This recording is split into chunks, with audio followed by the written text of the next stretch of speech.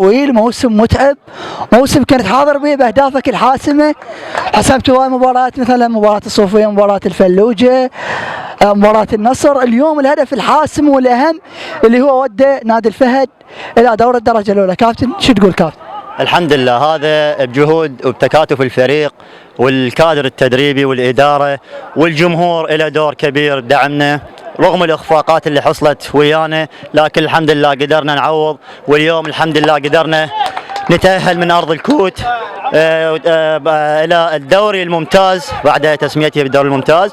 نهدي هذا الفوز لجماهيرنا الوفية، يستحقون هذا الإنجاز. نهدي هذا الفوز للكادر التدريبي اللي تعب واجتهد ويانا. نهدي هذا الفوز للإدارة النموذجية اللي ما قصرت ويانا من كل النواحي. ماكو إدارة كل تمرين تلقاها متواجدة وتحل مشاكل الفريق، أصغر المشاكل هم موجودين ويتدخلون بيها، وهذا سر نجاح الفريق.